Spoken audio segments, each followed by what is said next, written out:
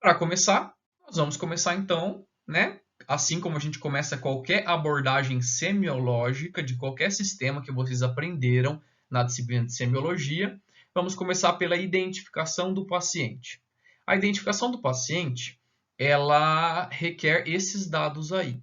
Então nós temos lá o nome do animal, né, ou o número quando o nosso animal não é identificado pelo nome, a raça desse animal, as raças interferem em questão de porte, né? Algumas raças de cães, elas predispõem realmente a partos distóxicos, como a gente tem o caso de bulldogs francês, o bulldog inglês, algumas variedades do Spitz. Então, são raças que são predispostas a partos distóxicos e eu tenho que ter isso em mente para fazer a melhor intervenção possível.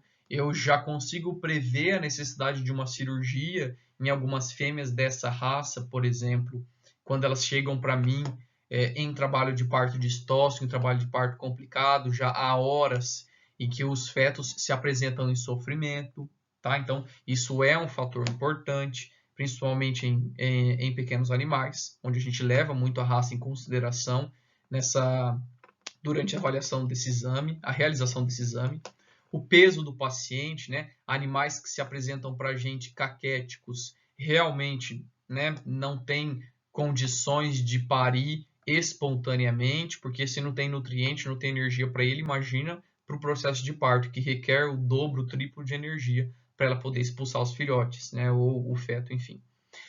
Animais obesos também tem que ser levado em consideração, então score de condição corporal elevado predispõe e muito as fêmeas a trabalhos de partos distóxicos, porque o excesso de acúmulo de lipídios, de tecido adiposo, gordura, no canal do parto, nas adjacências do canal do parto, predispõe sim a uma dificuldade de passagem do feto para o meio externo, principalmente aí os cães obesos, raças de bovinos obesas, essas raças que têm mais predisposição à obesidade ou ao acúmulo de excesso de gordura, elas acumulam muita gordura naquele local, né, nas adjacências do canal do parto, e ficam predispostas a uma dificuldade na passagem do feto através daquele local.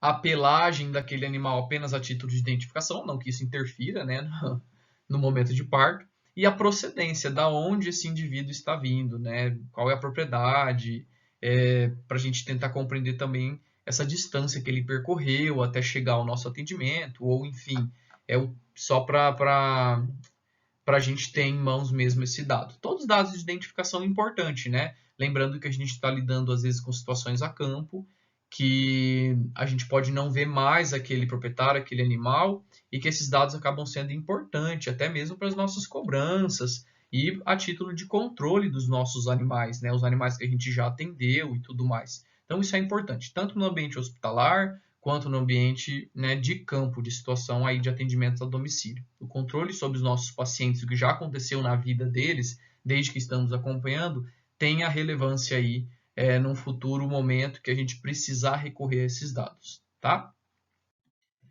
Em seguida, a identificação, a gente vai para a anamnese. Então, a anamnese abrange 3 perguntas principais e cruciais que a gente sabe da importância dessas perguntas, né? Que vão ser lá, o que está acontecendo para o meu proprietário responder para mim a queixa principal. Então, o que está acontecendo com essa fêmea? Doutor, ela tá em trabalho, ela está apresentando esses sinais de desconforto aí há horas. Ela tá prenhe, mas eu não vi sair nada até agora, não saiu nenhum líquido. Já faz X horas que eu estou acompanhando e não observei nenhuma alteração além disso. Por isso que eu trouxe para o seu atendimento. Então, a queixa principal vai ser dada para você naquele momento que você perguntar o que está acontecendo. Depois do que está acontecendo, eu tenho que perguntar quando começou e como que começou. Quando que começou? Começou há tantas horas, começou há tantos dias, há tantas semanas. Por que isso é importante para mim? Né? Porque vocês já tiveram e viram que o trabalho de parto ele tem tempos para acontecer, de acordo com a espécie que a gente fala. Se passou daquele tempo, eu vou ter que considerar uma intervenção rápida, porque realmente ela está em trabalho de parto distóxico. Agora, se ele pega e me fala que começou há 1 hora e ele quis trazer porque ele está com medo, ele não sabe como é que funciona, a gente pode ficar mais tranquilo na nossa intervenção, porque, né, todas as fêmeas dentro de 1 hora ainda estão em trabalho de parto. Isso é normal. Tá? Então, essas pontuações são importantes. E como que começou a nossa terceira e última pergunta aí dessa primeira abordagem, né? O que, quando e como começou. Como que começou? Ah, começou assim e piorou, começou assim e se manteve, começou assim e melhorou, né? Esses sinais de melhora ou de piora também são extremamente importantes a fim de eu determinar a gravidade do caso. Então, a coleta desses dados na anamnese, somada ao meu exame físico de auscultação, de palpação, de inspeção, agrega valor e agrega informações ao meu exame obstétrico a título de eu fazer a melhor intervenção possível para aquele caso clínico em questão. Depois que eu fiz lá o que, quando e como, essas 3 perguntinhas, a gente pega e coleta as demais informações, né, como consta aí no slide. Então, o histórico desse animal, né? Esse animal já pariu alguma vez? Já emprenhou alguma outra vez? Como é que foi o parto da outra vez que ela pariu? Foi tudo bem? Foi o mesmo macho que cobriu essa fêmea ou foi macho diferente? Qual é o porte do macho que cobriu essa fêmea? Porque o tamanho do pai pode determinar o nascimento de indivíduos maiores para aquela fêmea, tá? Então, são informações importantes referentes ao parto, ao histórico de partos, ao histórico de gestação, coberturas dessa fêmea, importantes para eu compreender o que pode estar acontecendo lá dentro. Se foi feito ou se está sendo feito algum tratamento com o uso de algum medicamento nessa fêmea é importante. Então, ela se machucou e eu decidi fazer agora no último momento que ela está prestes a parir, eu decidi fazer um anti-inflamatório. Aí a pessoa vai e me faz uma dexametasona, faz um corticoide nessa fêmea, sabendo que o cortisol é o hormônio do parto, desencadeando aí um trabalho de parto prematuro, precoce, naquela fêmea que ainda não estava pronta para parir. Então, tratamento com esse tipo de substância, tratamento com outras substâncias que possam interferir na manutenção da gestação, eu aplicar algum medicamento que passe através da placenta e possa intoxicar o feto, como é o caso do organofosforado, por exemplo, né, vermífugos contendo organofosforados, que podem acabar ocasionando em abortos. Então, esses tratamentos que foram feitos previamente ao momento de chegada dela, é importante para eu ver se esse medicamento pode ter relação com o que está acontecendo naquele momento. Ou ainda, se aquela dipirona que seja, que ele possa ter usado, aquele medicamento analgésico, possa estar escondendo sinais clínicos que aquela fêmea podia estar me mostrando, mas não está mostrando porque ela está sob a ação de medicamento analgésico. Então, com que frequência foi feito esse tratamento? Qual foi a última vez? Qual é a dose que você usou? Por quanto tempo você usou? Tratamentos são importantes. Como é que é o manejo dessa fêmea? Do que ela se alimenta, né, diariamente? Como é que funciona o esquema de alimentação? Para eu compreender o porquê que ela está caquética, para eu compreender por que ela está obesa naquele momento, para eu compreender se está faltando cálcio na alimentação de uma vaca que vem para mim com quadro de hipocalcemia, né, no pós-parto. Então, esse manejo alimentar, esse manejo sanitário, manejo de ambiente do meu animal é importante para eu reconhecer causas possíveis aí de partos prematuros ou distocias, né, que sejam. Então, se é um animal que fica muito submetido a situações de estresse constante, um manejo sanitário inadequado, onde eu não tenha um controle, né, sobre sanidade do meu animal, fica cheio de animal em volta, estressando aquela cadela, aquela gata, isso interfere no processo de parto dessas fêmeas. Então, também pergunta importante e crucial aí quando a gente fala de exame obstétrico de fêmeas que estão vindo para a gente gestantes ou parindo. E por fim, já está dentro do manejo sanitário, né, a questão de esquema vacinal e de vermifugação.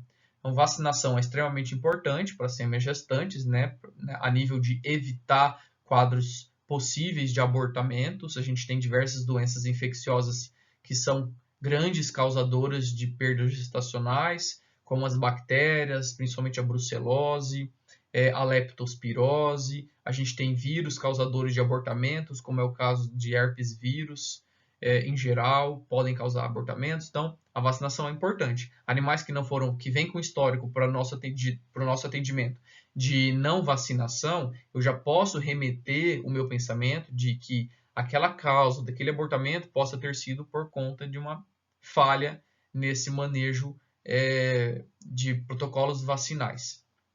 A vermifugação também é importante, o tipo de vermífugo que foi usado, a gente sabe, através de comprovações aí da medicina e da medicina veterinária também, que vermífugos à base de organofosforados, vermífugos que ultrapassam a dose que tem esse composto, por exemplo, predispõem a fêmea a abortamentos. Não que vai causar abortamento, porque eu usei uma vez, experiência própria, mas né, a gente tem que saber do risco que a gente está correndo naquele momento. Será que não vale a pena eu lançar a mão de uma avermectina da vida, que é segura sempre em ser usada, do que usar algo associado a um organofosforado, no qual eu corro risco e sei, né, de acordo com as comprovações que existem, que isso pode predispor ela a um quadro de abortamento.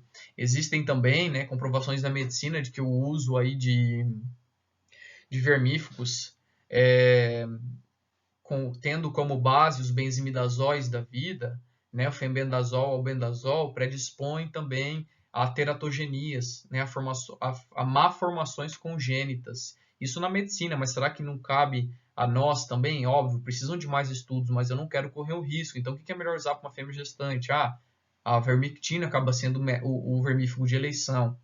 Então, assim, são todos fatores que vão somar o meu exame, né? A minha intenção na anamnese, como vocês sabem, a ideia aqui é eu coletar o máximo de informações possíveis para ajudar no meu diagnóstico lá para frente que eu vou ter em mãos. Quando eu faço um exame completo, eu sempre consigo sair com a informação de um diagnóstico possível ali para aquela alteração que ela vem me apresentando.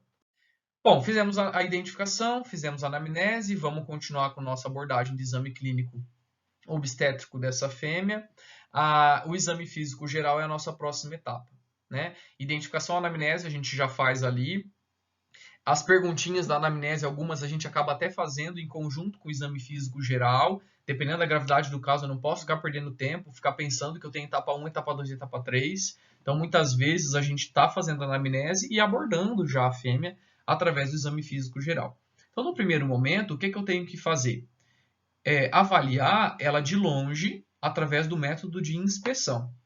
Então, eu olhar essas fêmeas aí gestantes de longe já pode me trazer informações importantes. O que é que eu vou olhar ela de longe? Eu preciso prestar atenção no estado geral dessa paciente, né? O que vai me dizer, o que são os parâmetros que eu coleto de estado geral? 2 parâmetros: nível de consciência, né? O comportamento, e a atitude. Né? Então, o nível de consciência ou comportamento. Ela está em alerta, ela está em apatia, ela está em depressão, ela está em estupor ou ela está em coma, né? Dependendo da gravidade do caso. Em relação à atitude, que também entra em estado geral da paciente, ela está em decúbito, esse decúbito ele é permanente ou ele é um decúbito preferencial? Ela está em estação, o decúbito preferencial ele acontece e é comum em fêmeas que estão parindo. Elas deitam, logo mais se tem um estímulo, ou elas por si só elas levantam, né? Apenas indícios de desconforto. Né? Mas tem aquele decúbito que eu tenho que diferenciar do que é de normal pro anormal. E aí eu diferenciar vai ser os demais parâmetros que eu vou coletar daqui para frente. Além disso, estado nutricional, né? Eu vou classificar ela em score diferente de nutrição, né? Score 1 a 10 ou score 1 a 5 para eu ver, né, o nível de deficiência nutricional ou excesso também, né? Casos de sobrepeso e fêmeas obesas. Existem algumas raças que são mais predispostas à obesidade, então isso tem que ser levado em consideração nesse momento. E a obesidade, como eu disse, né, ali atrás, pode ser uma causa para partos distóxicos. O pelo e a pele dessa mãe também pode me dizer muita informação, né, a respeito do estado geral da minha paciente, né? Aquele pelo eriçado, aquele pelo seco, feio, arrepiado, indicando uma fêmea que está em péssimas condições, né? E são informações que agregam valor ao meu exame. Naquele pelo, naquela pele, tem lesões, tem a presença de ectoparasitas que justificam aí um possível quadro de babesiose, de doença do carrapato, de tristeza parasitária bovina, e possam ter ligação com a alteração que ela está me apresentando naquele momento, de trabalho de parto precoce ou de trabalho de parto distóxico, ela com dificuldade de parir. E em seguida, a essa avaliação geral, através do método de inspeção que a gente aprendeu a fazer, nós partimos para o contato direto com a paciente. E aí esse contato direto com a paciente vai exigir de nós a realização de um exame físico geral. Tá? Então, o exame clínico geral, ele é composto pela inspeção à distância e a inspeção próxima. E aí, em seguida, a gente vai para o exame físico geral, né, com coleta de todos os dados que a gente faz no dia a dia já, como primeira abordagem de qualquer paciente que chega por nosso atendimento.